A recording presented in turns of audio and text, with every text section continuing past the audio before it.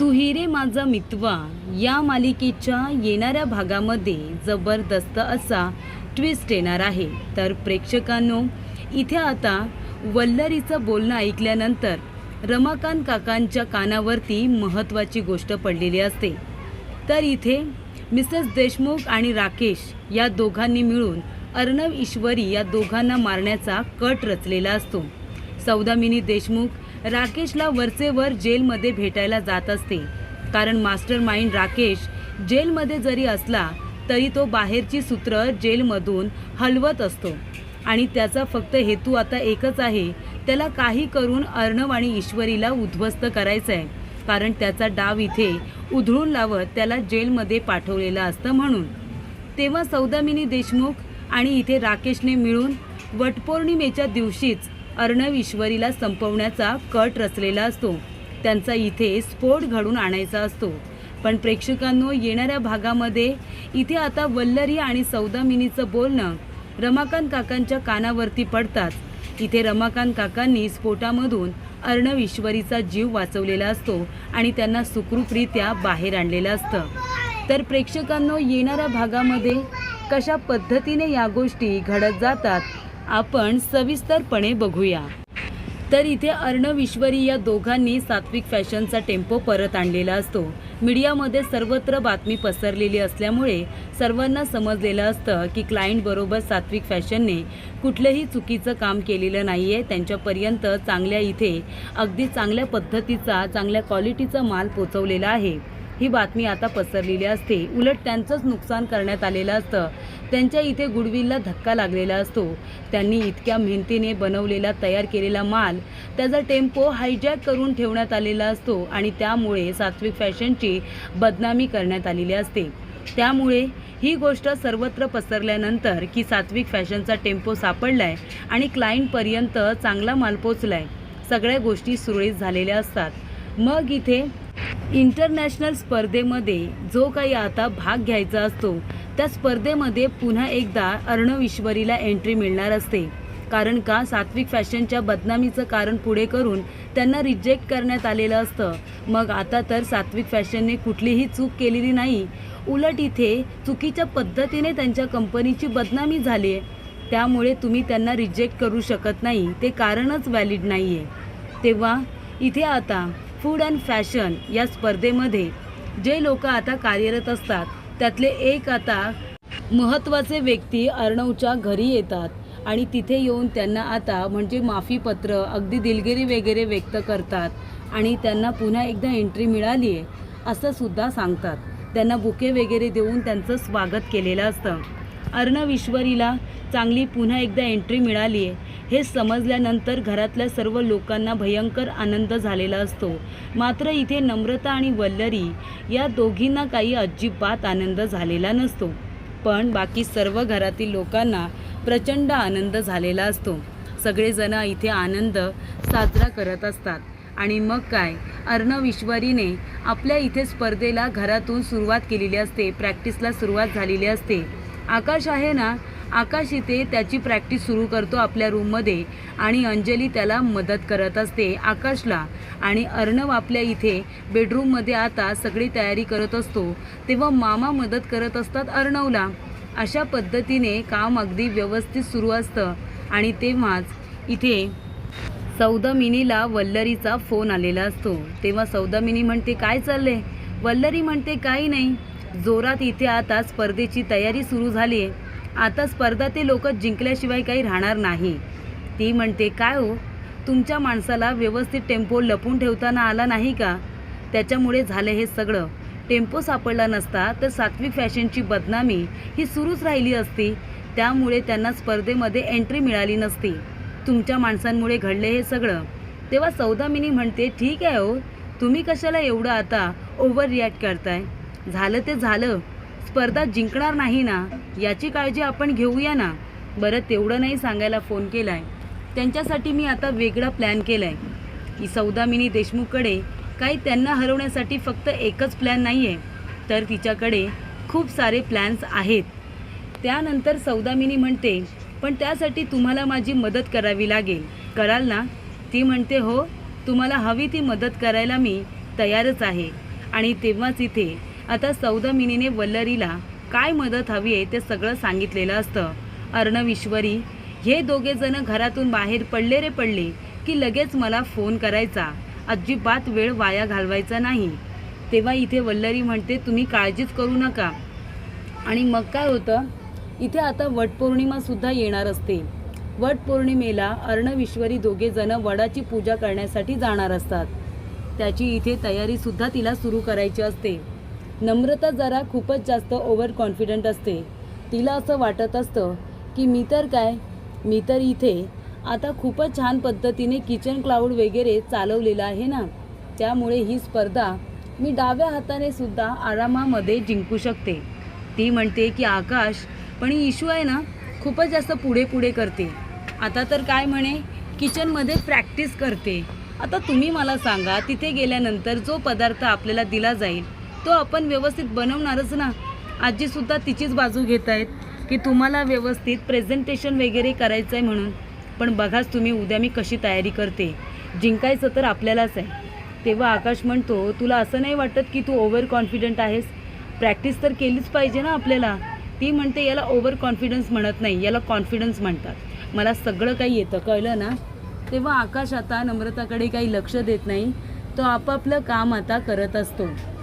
आणि त्यानंतर इथे आता सर्व कामं व्यवस्थितरित्या सगळेजण आपापली कामं करत असतात. फक्त नम्रता ईश्वरीकडे रागाने बघण्यामध्ये आपला वेळ वाया घालवत असते.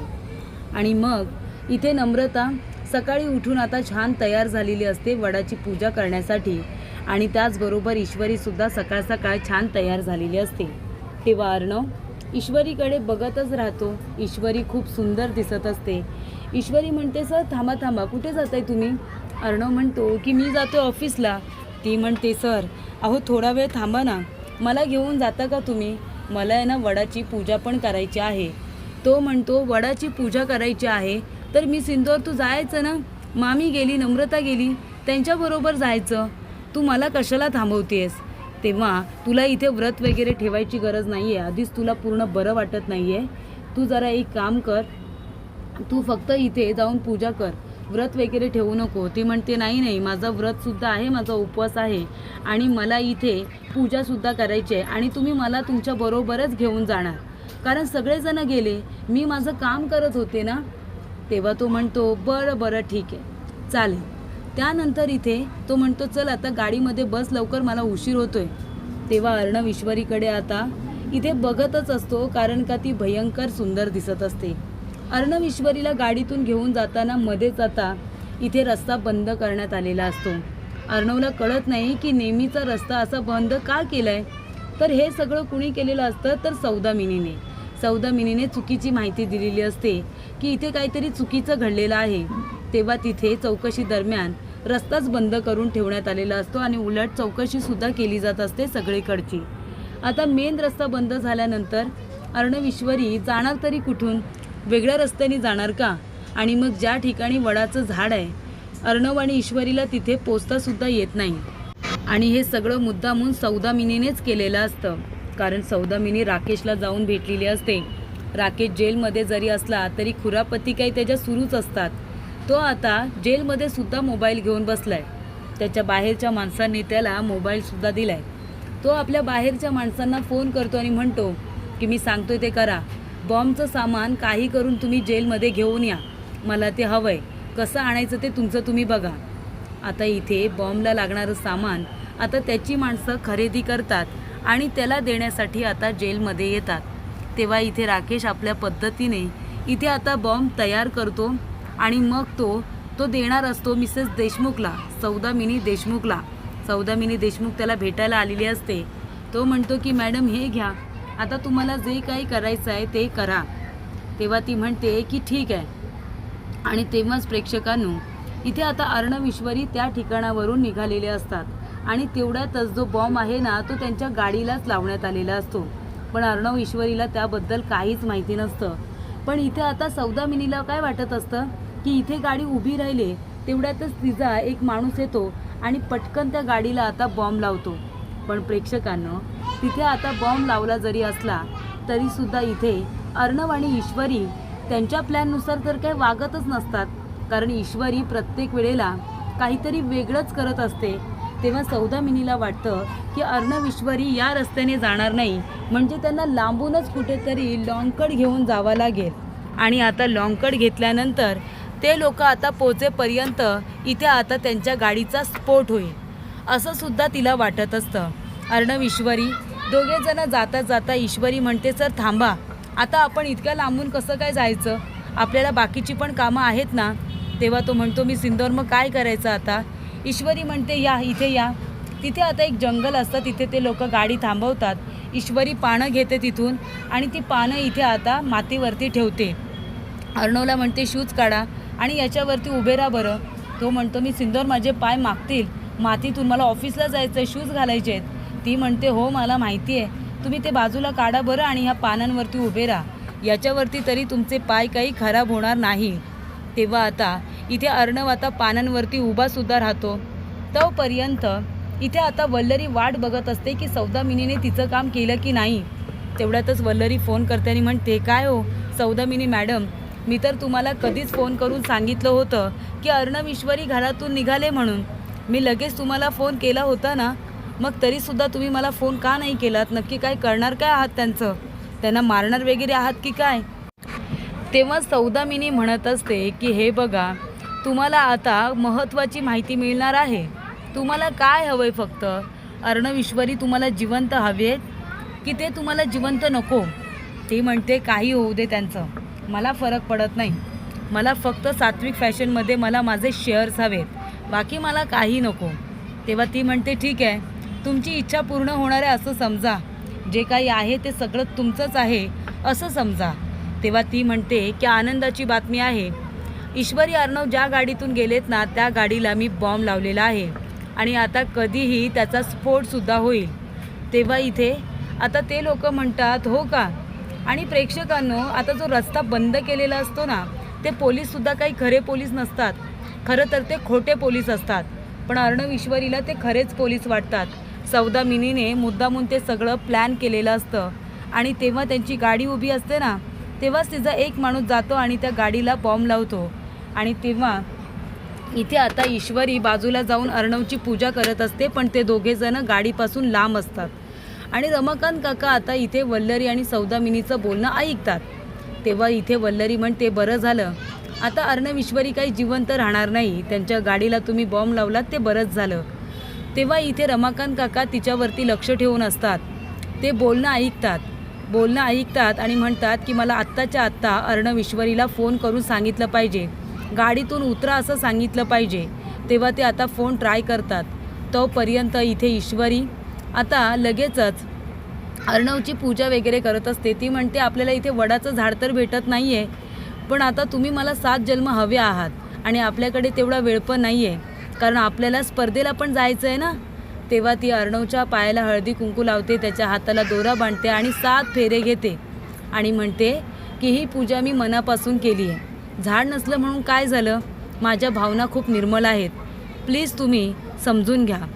आणि त्याचबरोबर 7 जन्म मला तुमच्यासारखा जोडीदार हवा आहे, असं मी आता तुमच्याकडे मागणं मागते. तर अशा रीतीने इथे आता ईश्वरीने तिची पूजा केलेली असते. ईश्वरीचा मोबाईल गाडीमध्ये असतो, पण अर्णवचा मोबाईल मात्र त्याच्या खिशामध्ये असतो. अर्णव माझा फोन उचलेल की नाही अशी आता रमाकांतला शंका असते. तेव्हा तो वारंवार फोन करतो, ईश्वरी फोन नाही उचलत, म्हणून आता रमाकांत घाबरतो आणि अर्णवला फोन करतो. तेव्हा अर्णव आता फोन उचलतो, बघतो तर काय रमाकांत. तेव्हा तो म्हणतो, आता हा माणूस का फोन करतोय. ईश्वरी म्हणते, सर बघा काही महत्त्वाचं असेल तर, त्याशिवाय बाबा तुम्हाला फोन नाही करणार. तेव्हा अर्णव म्हणतो, काय झालं बोला.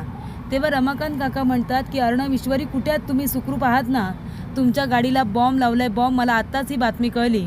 तर इथे सौदामिनीने तुमच्या गाडीला बॉम्ब लावलाय, बाजूला व्हा. तेव्हा इथे अर्णव ईश्वरी गाडीपासून दूरच असतात. ते दोघेजणं आता अजून दूर पळतात, तेवढ्यातच गाडीचा स्फोट झालेला असतो. अशा रीतीने प्रेक्षकांनो, इथे आता रमाकांत काकांनी वल्लरीचं बोलणं ऐकलेलं असतं, त्यामुळे ते अर्णवला इथे अलर्ट करतात, गाडीपासून दूर राहायला सांगतात. आणि अशा रीतीने प्रेक्षकांनो, अर्णवने इथे आता जरी आपल्या वडिलांचा राग केला असला तरी मात्र रमाकांत काका आपल्या मुलावरती फक्त आणि फक्त प्रेमच करत असतात आणि ते लगेचच इथे अर्णवला महत्त्वाची माहिती देत दोघांचाही जीव वाचवतात, दोघांनाही त्या बॉम्बस्फोटापासून लांब ठेवतात. आणि अशा रीतीने प्रेक्षकांनो रमाकांत काकांनी वल्लरी, राकेश आणि सौदामिनी देशमुख या तिघांचाही प्लॅन फ्लॉप करत आपल्या मुलाचा आणि सुनेचा जीव हा वाचवलेला असतो.